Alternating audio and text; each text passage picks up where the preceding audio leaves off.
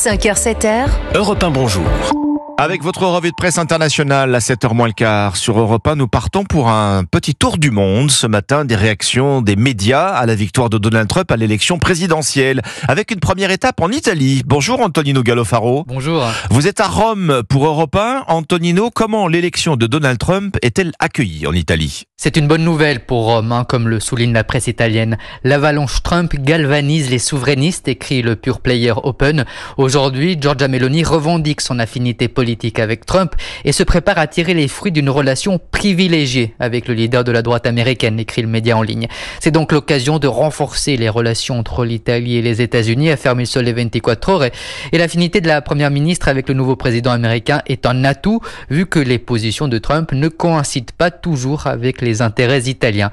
Mais aussi en dehors des frontières italiennes, Meloni sait d'avoir un rôle à jouer, assure Avvenire. Elle sait que l'Europe et les États-Unis doivent travailler main dans la main, et vu qu'elle connaît bien Ursula von der Leyen et Donald Trump, eh bien elle pourra jouer les médiatrices entre les deux. On part maintenant pour l'Amérique du Sud. Nous sommes en Argentine avec vous, Flora Genoux. Vous êtes à Buenos Aires pour Europe 1. Alors, dans les allées du pouvoir argentin, on a sorti le champagne à l'annonce de la victoire de Donald Trump. Les célébrations et l'euphorie au sein du gouvernement argentin, comme le titre La Nación. La victoire de Donald Trump aux États-Unis ravit l'ultralibéral Javier Milei, qui l'a immédiatement félicité, et en anglais, dans un message publié sur ses réseaux sociaux. Il l'encourage à redonner sa grandeur à son pays, et pour cela, il peut compter sur l'Argentine. Le quotidien Página 12 souligne, le président argentin est un fan de la première heure de Donald Trump et espère maintenant tirer profit de cette relation, notamment dans ses négociations avec le Fonds monétaire international. Une proximité idéologique entre les deux hommes, relève Infobae, que résume la vice-présidente argentine dans un message sur le réseau social X. L'amour de la patrie, la défense de la vie et de la famille, la liberté, avec l'aide de Dieu.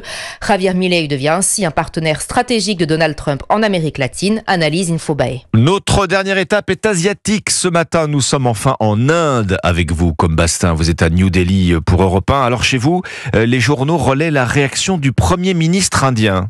Ici, Narendra Modi a salué l'élection de Donald Trump, le qualifiant d'ami et vantant les mérites de son premier mandat, Seed Times Now. Les deux dirigeants affichent leur proximité et les fans du Premier ministre le sont aussi souvent de Trump, appréciant son style brutal et ses sorties anti-chinoises. Au-delà de ces convergences marquées à droite, son retour à la Maison-Blanche est-il une bonne nouvelle pour l'Inde ?